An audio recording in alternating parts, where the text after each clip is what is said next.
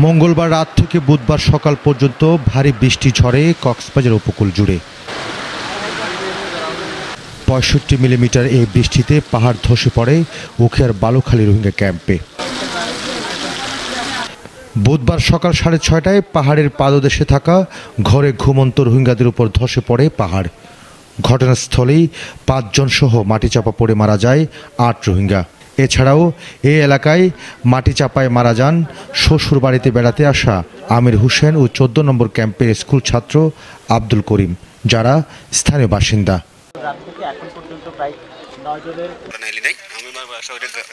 আমি বাঙালি, তো এখানে আসতে ওদের বাড়িতে একটা গ্রামে বেড়াতে আসছে। তো বেড়াতে আসছে রাত্রে জ্বরের মধ্যে হাইন দিলাম, তার স্বামী স্ত্রী ২ জন মারা গেছে। তো মানুষজন ও যাইয়ার বিভিন্ন মানুষ বাঁচিয়ে গেছে।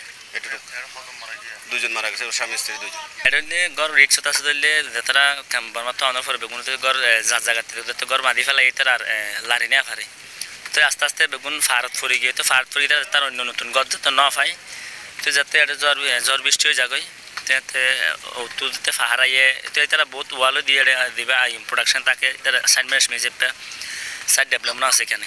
ডর লাগে হান্দার আমার হান্দা আইব বলি দত্ত দিলে ডর লাগে দিদি ওটা মানুষ হাইলে দর দিলাম ওটা হান্দার আমি আর মরে যার গই ডর লাগে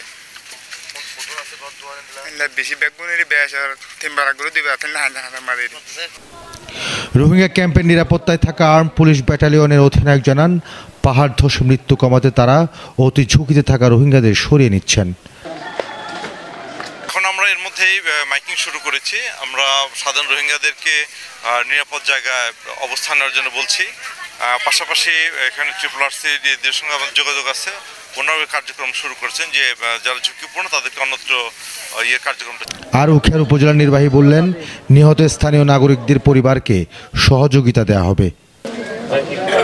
গতকাল থেকে চলা ভারী বর্ষণে আমাদের উখিয়া উপজেলা রোহিঙ্গা ক্যাম্পে এখন পর্যন্ত প্রাপ্ত তথ্য মতে আমাদের যে তথ্য আছে তাতে ৯ জন নিহত হয়েছেন। তার মধ্যে আমাদের ২ জন বাঙালি বলে নিশ্চিত হওয়া গেছে। একজন ক্যাম্প ১৪ সংলগ্ন ১২ বছরের একটি ছেলে। আমরা উপজেলা প্রশাসনের পক্ষ থেকে আমরা তার পরিবারকে তাৎক্ষণিকভাবে দাফন কাফনের জন্য ১০,০০০ টাকা প্রদান করেছি এবং পরবর্তী সহযোগিতা আমরা প্রদান করব। আর ক্যাম্পের ভিতরে আমাদের CIC স্যার, আমাদের থানা পুলিশ সকল সংশ্লিষ্ট দপ্তরগুলো এখানে উদ্ধার অভিযান পরিচালনা করছে এবং পরবর্তী যে ব্যবস্থা বিশেষ করে আমরা উপজেলা প্রশাসনের পক্ষ থেকে আমরা চাচ্ছি যে আমাদের কোনো প্রাণহানি না ঘটুক। ভারী বর্ষণে রোহিঙ্গা ক্যাম্পের ৫টি জায়গায় পাহাড় ধসে পড়ে। এতে ১০ জনের প্রাণহানির পাশাপাশি আহত হন আরও কয়েকজন। বিধ্বস্ত হয় বেশ কয়েকটি ঘর।